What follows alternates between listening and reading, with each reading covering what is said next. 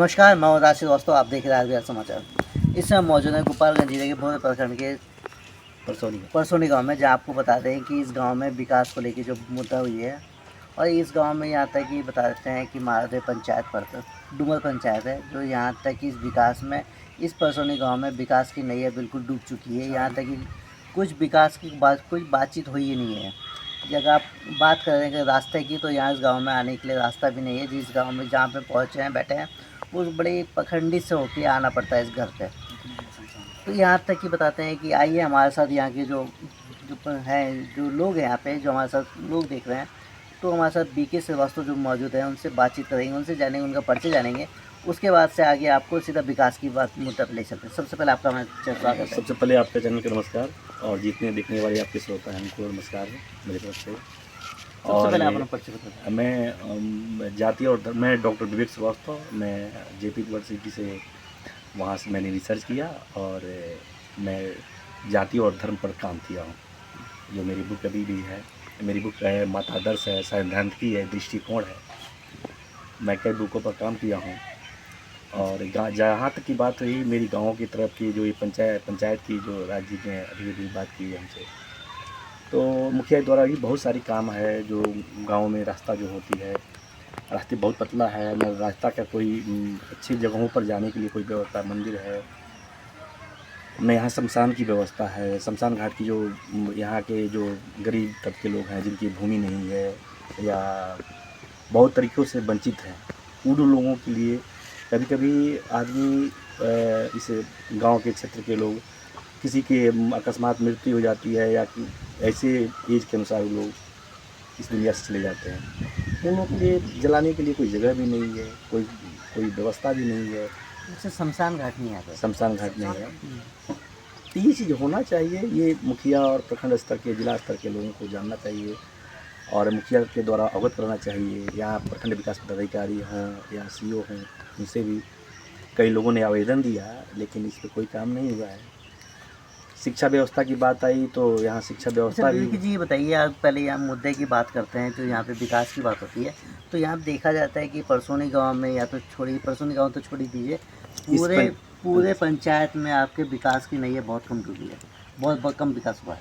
हाँ, यहाँ जो विकास होना चाहिए इस पंचायत में नहीं हुआ है। और बिहार के केवल फोकस है कहा जाए तो केवल मुखिया द्वारा ये कहा जा रहा है कि हम बहुत विकास कर चुके हैं, लेकिन धरातल पर जैसा आना चाहिए विकास वैसे नहीं है। विकास सिर्फ कागजों में दिखाया जाता है, विकास केवल कागजों में ही दिखाया जाता है।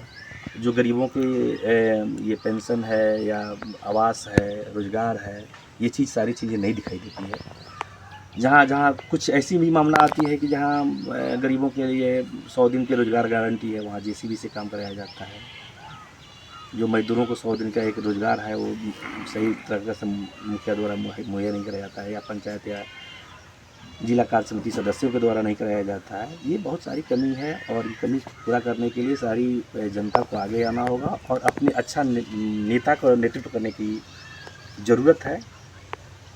जब तक ये लोग, गांव के युवा लोग या गांव के आम आदमी जब तक आगे नहीं आएंगे, तब तक ये क्षेत्र का विकास संभव नहीं है। अच्छा, कहेंगे यहाँ पे रोजगार की बातचीत करते हैं, तो यहाँ पे सबसे बड़ी जो बिहार में रोजगार होना चाहिए, गोपालगंज जिले में जो शुगर मिल था, वो सब बंद हो चुका है। फिर भी जो नेता लोग हैं वो आश्वासन देते हैं, यहाँ तक कि कहते हैं चुनाव के टाइम पे कि नहीं, अगर हम जीतेंगे तो हम यहाँ पे शुगर मिल चालू करवा देंगे। खाली वोटिंग के टाइम पे आता है लोग, उसके बाद से, जीतने के बाद से उससे सब चीज़ ठप हो जाता है।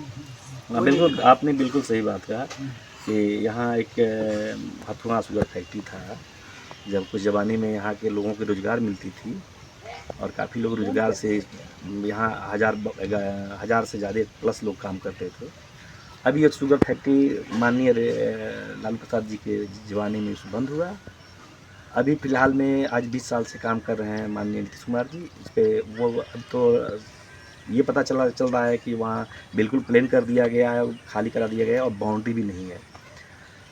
दूसरी चीज़ है कि अभी बिहार में गोपालगंज के क्षेत्र में ये एकदम समतल ज़मीन नहीं है। यहाँ नदी पठार जैसे कई तरह के जंगल एरिया है। यहाँ अच्छी तरह से किसान खेती भी नहीं कर पाते हैं। यहाँ के लोगों के जीने की कोई व्यवस्था नहीं है, यहाँ के बच्चों को रोज़गार नहीं है। तो सरकार यहाँ विशेष के यहाँ स्थानीय लालू प्रसाद मुख्यमंत्री बने रहे बिहार का, लेकिन गोपालगंज पे कोई उनका फोकस नहीं था। अब 20 साल से 19 साल से तो 20 साल से तो नीतीश कुमार है। हाँ 19 साल, अब तो चुनाव 19 साल है, 19 साल चल रहा है। 19 साल के कार्यकाल में नीतीश कुमार का भी कोई प्रभाव यहाँ गोपालगंज में देखने को नहीं मिला है। और दावा करते हैं कि हमारी विकास चरम सीमा पर है, हम विकास काफ़ी कर चुके हैं बिहार के लिए। अच्छा ये बताइए हमको कि जहाँ तक देखा जाए कि रोज़गार की बात होती है, तो यहाँ तक कि रोज़गार के लिए जितने लोग हैं, यहाँ पे गरीब लोग, परिवार के लोग हैं, वो अधिकांश जितने भी पलायन करके बाहर जाते हैं रोज़गार के लिए, तो बिहार में तो कहीं रोज़गार का नामो निशान नहीं। कहते हैं कि हम पलायन को बंद करेंगे, ये करेंगे, वो करेंगे, रोज़गार देंगे, युवा लोग को रोज़गार देंगे, पर यहाँ मिलता कुछ नहीं है। सब उसके बाद से सब कागज़ों पे सीमित कर दिया। देखिए अभी तो कागज़ के लिए सीमित कर दिया गया है। अभी नीतीश कुमार जी बार बार कह रहे हैं कि हम रोज़गार देंगे, तो रोज़गार बिहार के बच्चों को नहीं देते हैं। ये रोज़गार देते हैं अदर जो स्टेट के लड़के, अदर राज्य के लड़कों को देते हैं। अभी अब देखिए आप बीपीएससी का एग्ज़ाम हुआ था, बीपीएससी के एग्ज़ाम हुए, सब उत्तर प्रदेश के लोग थे। तो जितने बच्चे थे वो जो हमारे यहाँ शिक्षा नहीं है, यहाँ जो कॉलेज हैं, यहाँ 40 किलोमीटर के दायरे में कोई कॉलेज नहीं है। 40 किलोमीटर आप यहाँ चले जाइए विजयपुर भोरे से तो 32 किलोमीटर है, मीरगंज 29 किलोमीटर है, और आपका पंचदेवरी से भोरे से पंचदेवरी जो मिसरौली बॉर्डर है वो भी आपको मोटा मोटी 32-33 किलोमीटर है। तो इसके क्षेत्र में आप चले जाइए, हथुआ कॉलेज है, और हथुआ के बाद से गोपालगंज में कॉलेज है, तो 30 किलोमीटर के दायरे में। अब यहाँ शिक्षा की स्थिति वो नहीं है। कुछ बच्चे पढ़ते हैं भैया, रोज़गार भी लेने के लिए मैं काफ़ी जागरूक थे और काम कर रहे थे कि भाई हम लोग को नौकरी मिले। तो माननीय नीतीश कुमार जी और हमारे स्थानीय विधायक और मंत्री भी वर्तमान में है सुनील कुमार जी, वो अदर स्टेट से लेते हैं, अदर राज्य से लेते हैं। बच्चे बड़े हुए हैं, बिहार के बच्चे बेरोजगार हैं और अदर स्टेट में जाकर वो नौकरी तलाश करते हैं, और बिहारियों के नाम से देखा जाती है हम लोग, और बिहारी का के दृष्टि से लोग अदर स्टेट के लोग जानते हैं। बिहारी के नाम से बिहार देश। हाँ बिल्कुल बिल्कुल बिल्कुल ऐसे तो करते हैं कि लोग बिहार में कोई व्यवस्था नहीं है। और जो बिहार में जो कुछ सीटें वैकेंट थी, तो माननीय नीतीश कुमार जी 30 साल के लिए बंद कर दिए, क्योंकि अदर स्टेट से उन्होंने लड़का को लिए।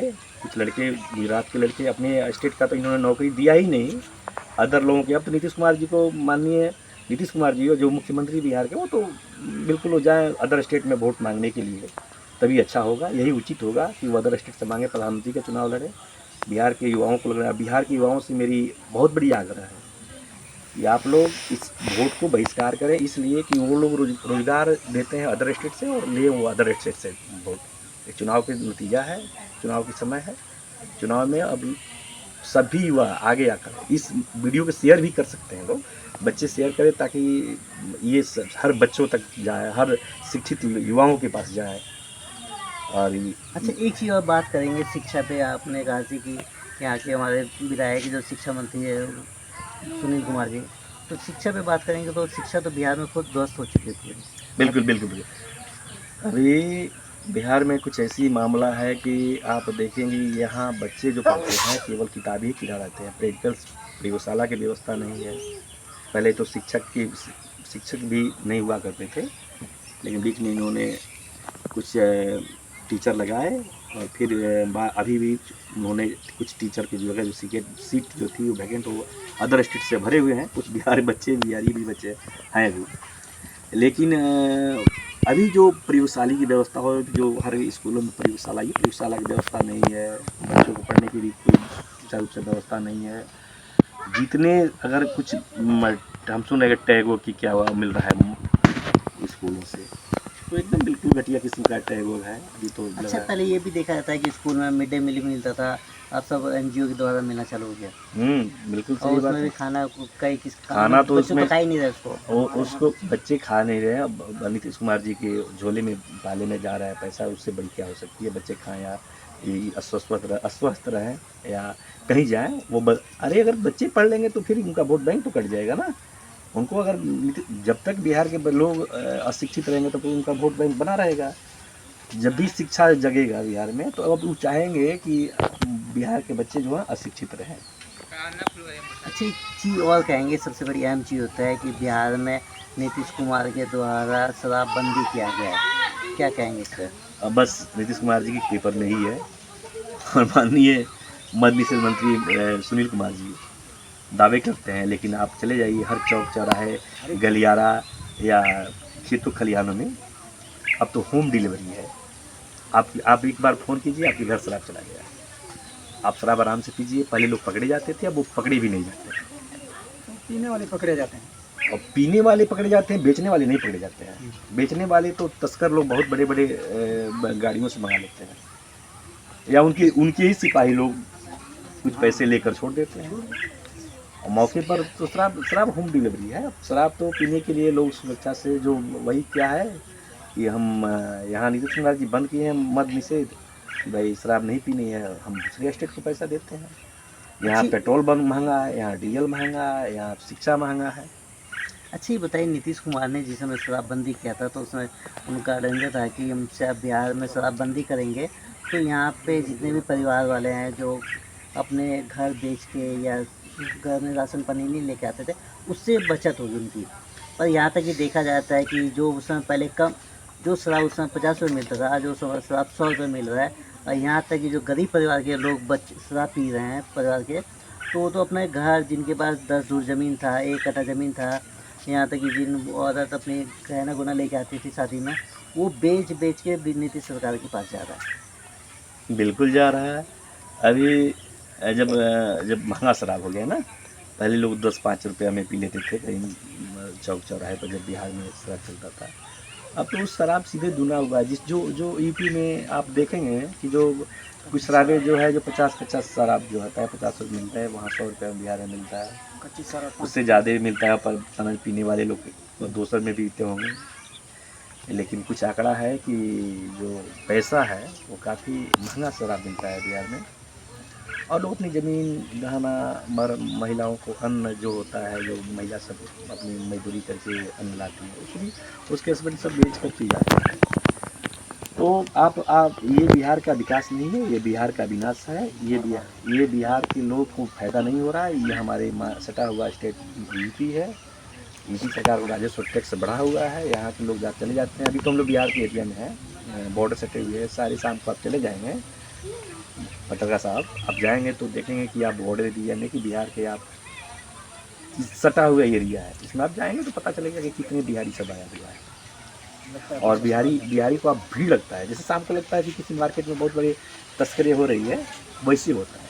अच्छा एक चीज़ और देखा गया है कि यहाँ अगर किसी की शादी होती है, अगर उसको बोल दिया है बिहार में शादी में जाना है तो उस समय लोग कम जाते हैं। अगर वही बोल दिया है कि यूपी में बारात जाना है तो उस समय जहाँ एक आदमी जाना तो वहाँ 10 आदमी चले जाते हैं। हाँ, इसलिए लोग जाते हैं जो गरीब लोग हैं और उनको मतलब स्टेट नहीं है, मतलब पीने वाले लोग हैं जिनको अदर स्टेट में जाने के लिए पैसा नहीं है, पीना है, सस्ता पीना है। और उसको लगता है कि मैं आज कम से कम इस माहौल से अगर चले जाएंगे तो ब्रांड दारू मिलेगा और सस्ता मिलेगा, तो इसलिए लोग चले जाते हैं। बैठते हैं भाई, भाड़े का गाड़ी नहीं देना है, और जो भाड़ा लगा कर जाएंगे 50-100 रुपया के बॉर्डर से बाहर जाएंगे, वो फ्री में मिल जाता है। हम चले जाएंगे वहाँ से और मेरी उसी पैसे में मेरी शराब मिल जाएगी, तो इसलिए काफ़ी लोग चले जाते हैं वहाँ से तब पीने के लिए। पकड़ा जाता है, नीतीश सरकार का पुलिस जो है उनको पैसे लेकर छोड़ देती है। अच्छा एक चीज़ और कहेंगे कि उस समय रोजगार को लेके बात की तो इस समय तो युवा लोग हैं, जो बच्चे लोग हैं, वो खुद बच्चे भी शराब तस्करी करते हैं। अब आप रोजगार नहीं मिलेगा, कॉमन सेंस की बात है। किसी भी व्यक्ति को अगर रोजगार नहीं मिलेगा तो कोई ना कोई तो व्यवस्था करेगा अपने भोजन के लिए, अपने पानी के लिए, अपने आवास के लिए। तो इसमें तो नए ज़्यादा करके 16 से 18 साल के बच्चे बर्बाद हो रहे हैं ना। वो चूँकि बाइक चलाना उनको आता है, 4 व्हीलर उनको चलाना आता है, हर काम उनको आता है, तो फिर जाएगा कौन। तो यहाँ तक इसमें ये भी देखा है जो स्कूल में मिडिल स्कूल में पढ़ने वाले बच्चे हैं उनको भी शराब तस्करी के बैग, स्कूल के बैग में शराब बॉर्डर से बिल्कुल बच्चों का सप्लाई कराया जाता है। बच्चों का भविष्य बर्बाद किया जाता है। अब बच्चों का बिल्कुल भविष्य अंधकार है, धक्का मारा जाता है। मैं तो पहले ही बोल चुका हूँ आपको वीडियो के माध्यम से, आपके चैनल के माध्यम से, कि अब बिहार में जब अगर शिक्षा हो जाएगा पूर्ण रूप से तो फिर नीतीश कुमार चुनाव नहीं जीतेंगे। जब तक अशिक्षित रहेंगे उनका वोट बैंक बना रहेगा। इस वोट बैंक के लिए उन्होंने हर समय हर पहलू पर वो चाहेंगे कि बिहार के लोग शिक्षित ना हो और बिहार के लोग नौकरी में न आए, नौकरी में आएंगे फिर उनकी सर की दर्द हो जाएगा। अदर स्टेट के लोग आएंगे उससे क्या मतलब है, उनको वोटिंग से क्या मतलब है, उनके परिवार भाई और यहाँ के बच्चे अगर नौकरी में आते, आप समझ लीजिए कि आप यहाँ के बच्चे रहते तो ये 10 एक व्यक्ति पर 10 लोग निर्भर करते हैं, नहीं 10 पर 5 लोग निर्भर, और बस ही करता है। तो आपने रोजगार तो अदर स्टेट को दिया, आपने बिहार के बच्चों को कहाँ दिया रोजगार? आप तो रोजगार अदर स्टेट को दे रहे हैं। आप बिहार के शिक्षित लोगों को, बेरोजगार लोगों को आप धक्का मार रहे हैं। बहुत सारे लड़के BEd, MEd, research, BTech, MTech करके अदर स्टेट में जाते हैं, उनकी नौकरी नहीं मिलती है। क्या कहेंगे? पढ़े लिखे को तो, अनपढ़ की तो बातें छोड़ दीजिए, जो लोग पढ़े लिखे हैं, जिनकी गार्जियन करोड़ों रुपया, लाखों रुपया खर्चा करती है, अभिभावक अपनी ज़मीन बेचकर बेटा को एमटेक, बीटेक और रिसर्च तक ले जाते हैं लोग, वो लोग तो सारे लोग बस बेरोजगार हैं। क्या कहेंगे अदर स्टेट में जाएंगे। दर्शकों से क्या कहेंगे? बिल्कुल। सबसे हम जितने आपके दर्शक हैं और मेरे द्वारा कही हुई बातों पर हम तो सभी युवाओं से कहेंगे, इस बार आप लोग क्या बोल, लालू प्रसाद जी को नहीं आपने देखा, आपने नीतीश कुमार जी को देखा, अब आप तीसरी फैक्टर बनाइए भाई, किसी को ना किसी को उसको भी मौका दीजिए, ताकि उनको देखना पड़े कि भाई है क्या जो बिहार के विषय में सोचता है। अब ऐसा ना हो कि बिहार के विषय में आप 30 साल ब्लॉक कर दिए, नीतीश कुमार जी 30 साल बिहार के बच्चों को भविष्य खा ले। अरे जो बहाली हो गई, अब 30 साल के बाद रिटायर करेंगे लोग। अभी आपको 60% अदर स्टेट से लोग आए हैं, टीचर लोग, आपको बीए हुए, आपके एग्रीकल्चर में लोग हुए, एग्रीकल्चर के सारे बच्चे जो बीओ रैंक के हैं सब यूपी से आए हुए हैं। सीओ हैं, वो आपको यूपी से ही लड़के आए हैं, अदर गुजरात, हरियाणा, राजस्थान से। आपके मत्स्य विभाग में हैं, आपके हर क्षेत्र में, आपके पथ निर्माण में है, जितने लोग हैं सारे स्टेट से लोग आए हुए हैं। आज जिसको आप भर लेंगे वो 30 साल के लिए ब्लॉक हो गया। 30 साल के बच्चों को 30 साल तक यहाँ कुछ होने वाला अब नहीं है। बिहार के बच्चे जो है बाहर में जाकर अभी भी नीतीश कुमार जी लग रहा है कि वो प्रधानमंत्री पद पर ही चुनाव लड़ेंगे, और उनको यूपी में ही जाकर वोट मांगना चाहिए, उनको गुजरात जाना चाहिए, उनको बंगाल जाना चाहिए, उनको राजस्थान जाना चाहिए। ऐसे ये बातें मुझे अदर स्टेट के लोगों को बुरा लगता होगा कि ये व्यक्ति बिल्कुल बिहार के लिए सोच रहा है, लेकिन ऐसा है। हम बिहारी हैं तो बिहार के विषय में सोचना चाहिए। और हमारे साथ और